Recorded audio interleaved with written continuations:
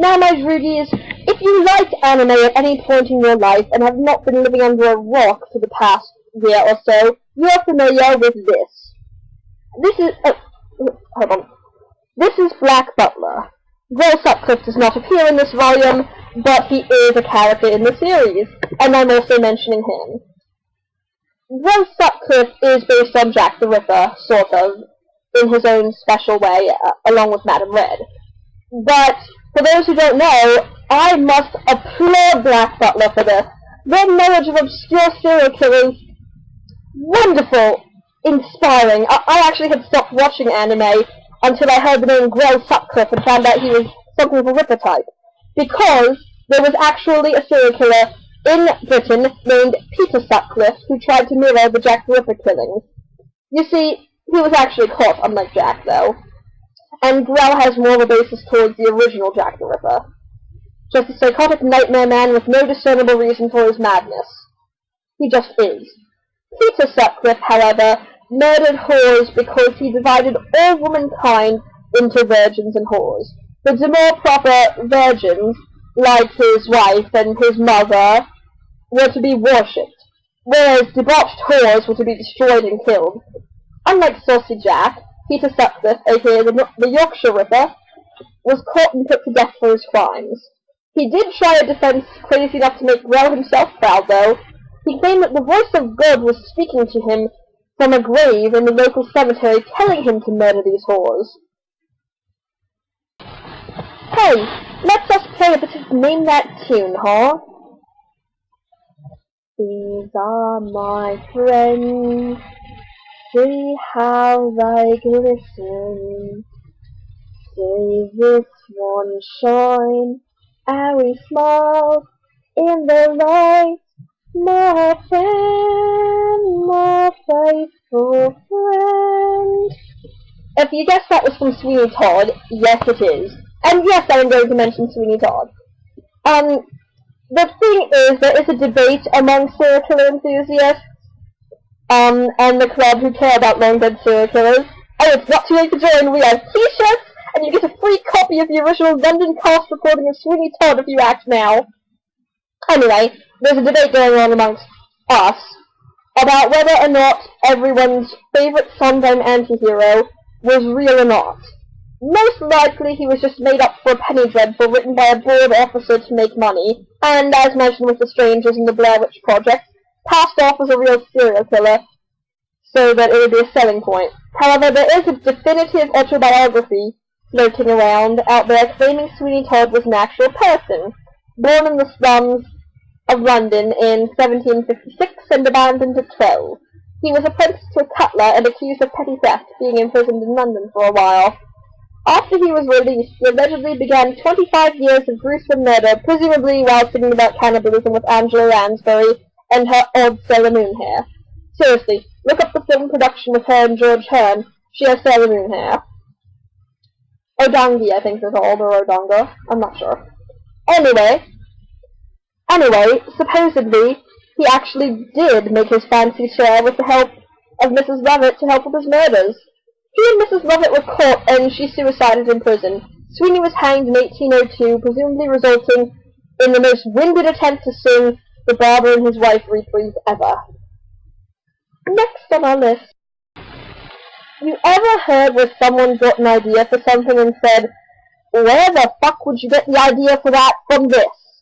That is insane. There is absolutely no way you could ever get such a boneheaded, ridiculous idea from, well, never mind. Anyway, the point is, Bluebeard, the famous fairy tale, is actually supposedly written based on Giles de Rey.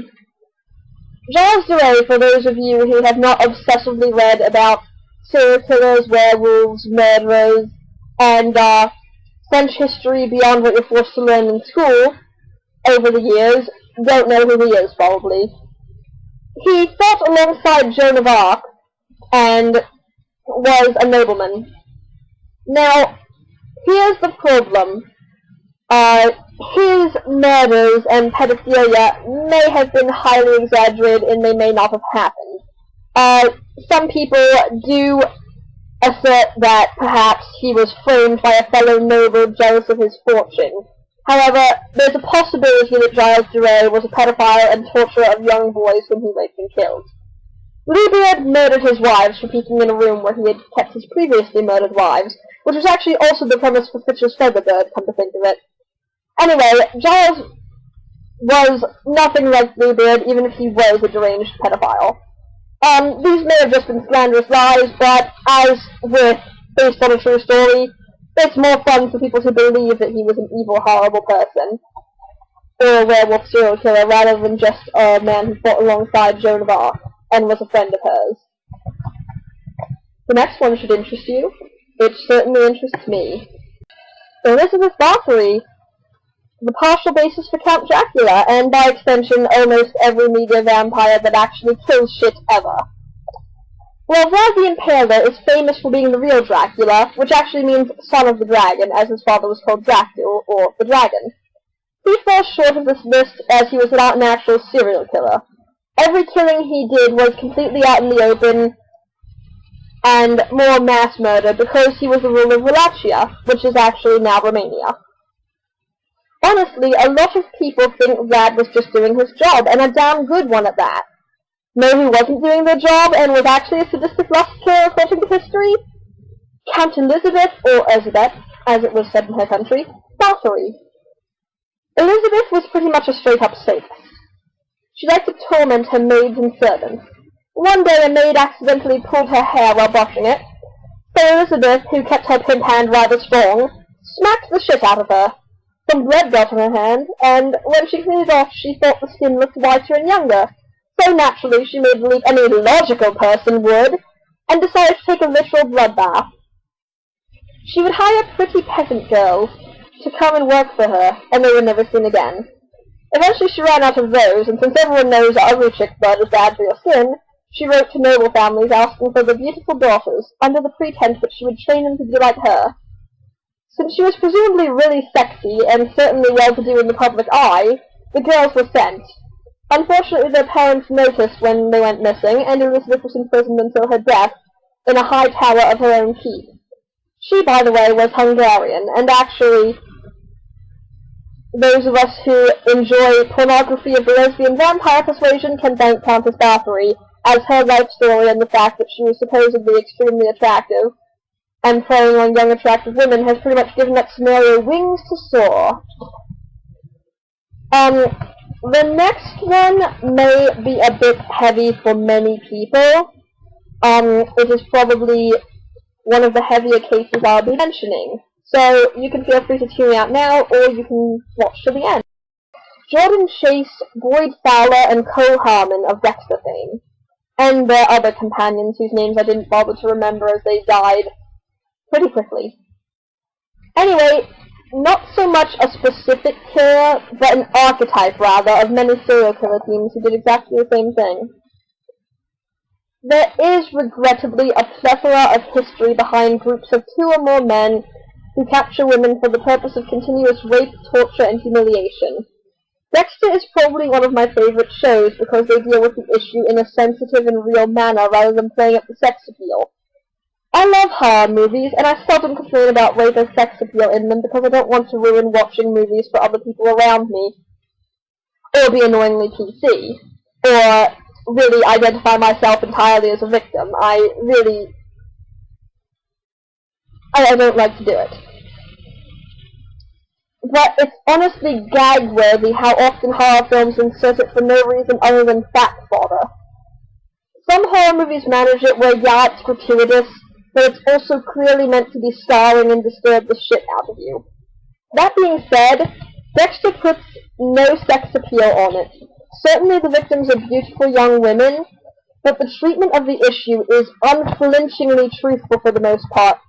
Now, most women do not escape, and while they are there, the torture is unimaginable and seemingly never-ending. The only hope they have left after a while is the embrace of death because they can't be hurt anymore. Eerily enough, Jordan Chase's take-it philosophy is so very often what these men believe. They have been kicked around and abused so much, or conversely, so coddled and spoiled, depending on how they grew up, that they feel entitled. Some of them are more like Fowler in that they are in a dead-end job, not very intelligent, broke, and believe they deserve better. And people like Jordan Chase, who have charisma that the Boyd Fowlers of the world don't, convince them that if they want something better, they must take it. That's how this sort of thing begins. I'll get off my soapbox now and cite some specific cases for you.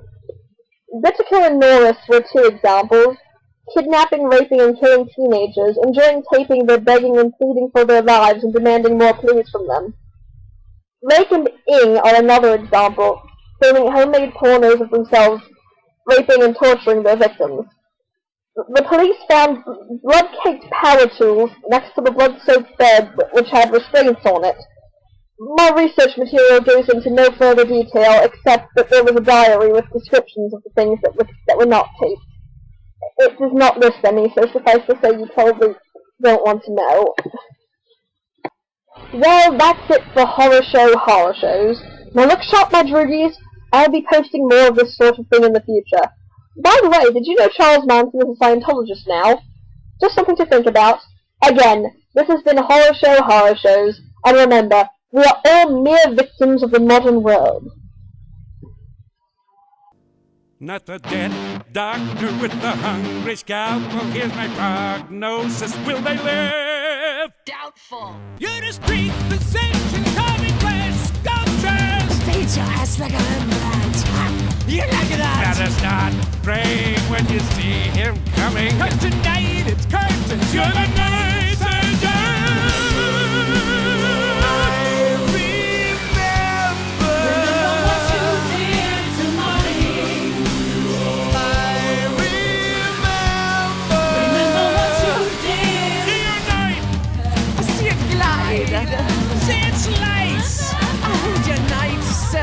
Hope you have my money. Oh, it's one biatch. He'll do your ass like dishes. Amputation.